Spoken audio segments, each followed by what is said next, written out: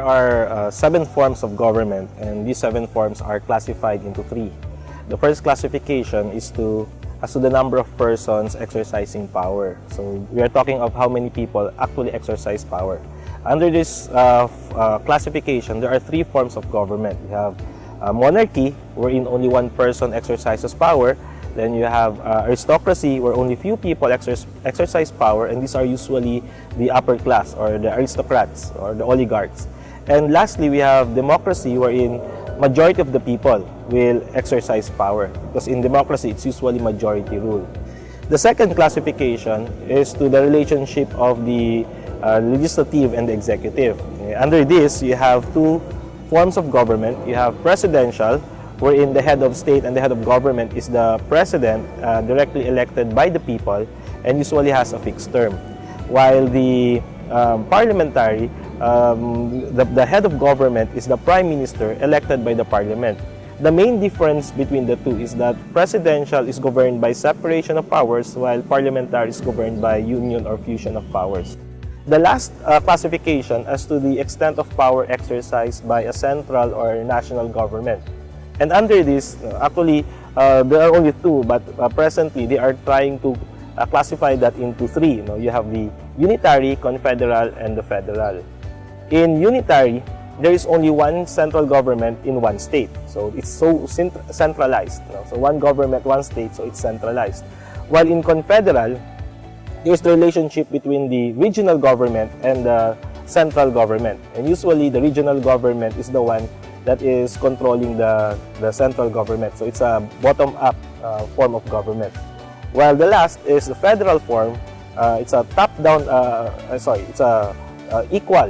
The exercise of power is actually shared by the 2 forms of government. So the regional government and the central, or they will call it the federal government. So both of them actually exercise power, and some of these powers are actually shared by the 2. So the advantage of the unitary form of government is that first and foremost, it actually promotes national unity. So since there's only one central government, the central government can actually influence or manipulate certain identities, regulations, or rules, and that would usually unite all the people. Okay, so the first advantage is that it promotes national unity.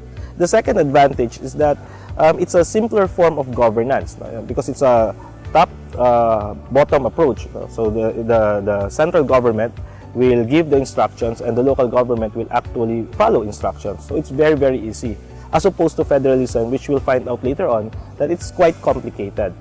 The advantage of the federal form of government, however, is that first is that it's good for large and diverse, culturally diverse countries like Russia, India, the United States, Canada, okay, and culturally diverse countries like the Philippines. Okay. It's advantageous for culturally diverse and large countries is because power is shared among the local governments. Therefore, power is not limited to the central government, okay, and this will show that the government is actually closer to the people, either physically or by distance. So that's the first advantage. It's good for large and culturally diverse countries. Second is that local resources will be concentrated locally. In a unitary form of government, we'll find out that resources are usually concentrated at the central government. However, in federal form, since the local governments are now empowered, they can now enjoy their local products without the control of the central government. So the local governments can actually enjoy what they actually have right now. Third is that theoretically, federal form of government can also minimize corruption, if not eradicate corruption. Why is this so? Because funds are now produced locally. So funds are not coming from the central government, but the regional or the local government can actually collect tax, and these funds will be maintained in the local government. Therefore, if there is corruption in the locality, only the regional government is affected. Therefore, the people in the locality would make sure that their money would not be stolen. Therefore, it would limit corruption. However, later on, you'll find out that although theoretically it can limit corruption, but it can also worsen corruption under its disadvantages. Yeah, the disadvantage for the unitary is that, well, first and foremost, is over-centralization. And over-centralization will actually produce more problems. Like, for example, traffic in Metro Manila, more projects in Metro Manila and less projects within the provinces. The central government is insensitive to the plight of the rural marginalized. The central government is hard to reach, because Tawi-Tawi or from Mindanao, it's very difficult to go to Metro Manila. So the unitary form of government was actually established by our colonial masters in order to control the Philippines, because it's easier to control the provinces having a unitary form of government. Since the advantage of unitary is it promotes national unity, the disadvantage for federal is that it might divide our country. People will no longer see themselves as Filipinos, but actually as Bicolano, Ilocano, or Mindanaoan or Davaoenyo. So it might limit the national unity that we are actually enjoying right now. Second is that, as I've mentioned, it can also worsen corruption, because federal form actually empowers local governments. Now, if we empower local governments, it is sad to say that we are also empowering local dynasties. Therefore, if that will happen, we all know that in dynasties, there's no actual check and balance. Therefore, corruption might worsen. That is also in theory.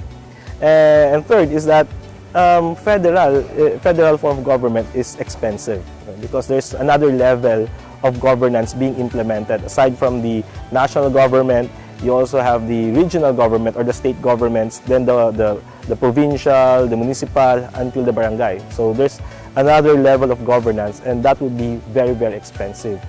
Actually, there are a lot of federal system models that came out. And what is weird is that when you try to look at 26 of the federal states, none of them are actually similar. So we cannot say that we can copy a model from the United States or a model from Canada, because each of those federal states actually has their very unique federal model. And this federal model is actually patterned or adapted from their unique political experience.